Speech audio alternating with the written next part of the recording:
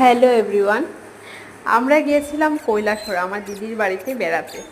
তো আমি আগে থেকেই প্ল্যানিং করেছিলাম কৈলাসহর গেলে এইবার এই পার্কটাতে যাব। অনেক দিন ধরে দেখছি অনেক মানুষ গেছে, ভিডিও করছে। তো আমার খুব ইচ্ছে ছিল আমার সব বাচ্চাদেরকে নিয়ে ওই পার্কটাতে যাব। আর যেমন কথা তেমন কাজ, ভেবেছিলাম সানডেতে বাড়ি এসে যাব পার্কটাতে ঘুরে, কিন্তু পার্কটা দিদির বাড়ি থেকে অনেকটাই দূরে, তাই আর আসা হয়নি। তো চলে গেছিলাম আমরা বিকালবেলা সবাই মিলে পার্কে ঘুরতে।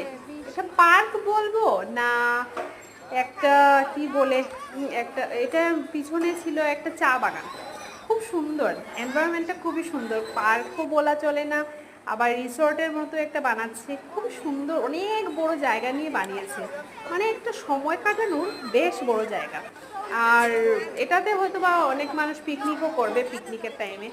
এবার যখন খুলেছে আগামীবার থেকে প্রচুর মানুষ হয়তো বা পিকনিকে যাবে এই জায়গাতে, কারণ জায়গাটা খুবই সুন্দর। আমার তো খুবই ভালো লেগেছে, জানি না কার কীরকম লেগেছে, কিন্তু আমার খুব ভালো লেগেছে।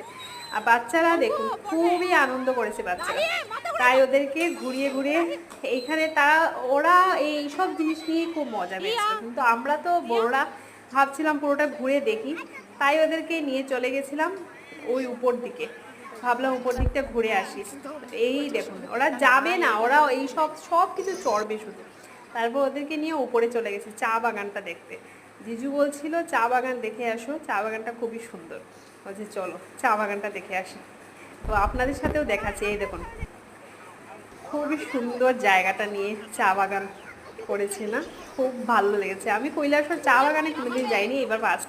আর এই একটা দোলনা সবার অনেকের বাড়িতে থাকে, এইটা লাগিয়েছে। আর আমাদের হিয়া তো খুব মজা পেয়েছে এটাতে বসে। তারপরে জিজু বললো চলো তোমাকে পুরোটা দেখিয়ে আনি। তারপরে দেখলাম ওইখানে গিয়ে একটা ছোট্ট একটা নারকেল কুঞ্জে যেরকম একটা রিসোর্ট বানিয়েছে থাকার জন্য, ওইখানে একটা ছোট্ট রিসোর্ট বানিয়েছে। এটা এখনো খুলেনি, হয়তো বা কেউ থাকতে যদি চায় অনেক সময় এসে বা রেস্ট করার জন্য এটা বানাবে। এর নিচে মতো সুইমিং পুল হবে। এটা কাজ চলছে, এখনো অনেক কাজ বাকি আছে, কিন্তু যতটুকু দেখলাম খুব ভালো লেগেছে। আপনারাও যাবেন, যারা যারা যাননি আপনারা যাবেন, ঘুরে ঘুরে দেখবেন। আর বিকেলবেলাটা খুবই মজা লেগেছে, এখানে খুবই বাতাস ছিল, বসেও আরাম লেগেছিল। আর বাচ্চারা তো মানে ওদের আনন্দ তো শেষই হচ্ছে না, ওরা কি চড়বে কি না। তো আমি এখানে বসে বসে দেখছি উপর থেকে নিচে ওরা, আর আমার দিদি ওদেরকে গাইড করছে, ওদের সাথে দাঁড়িয়ে আছে।